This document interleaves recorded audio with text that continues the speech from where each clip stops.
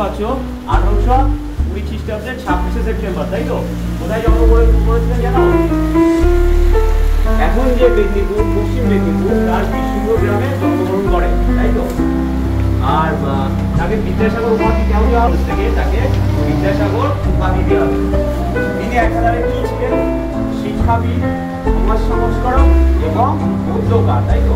বাংলা গদ্যে যে প্রথম উপকারের মধ্যে যারা ছিলেন তাদের মধ্যে বাচ্চাদের জন্য লিখেছিলেন বা শিশুদের জন্য লিখেছিলেন বর্ণ পরিচয়, তাই তো? বর্ণ পরিচয় এবং তার পরিবার হচ্ছে দ্বিতীয় ভাগ।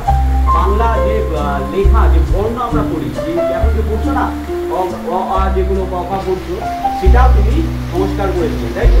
তাছাড়াও তার যে সমাজ সংস্কারক দিকগুলো ছিল তার মধ্যে তিনি কি করেন? বিধবা বিবাহ চালু করেন। সেই সময় কি হতো, সমাজে মেয়েরা যদি কম বয়সে বিধবা হতো তাহলে তাদের আর বিয়ে দেওয়া হতো না, এরকম জন্য তিনি লড়াই করেছেন।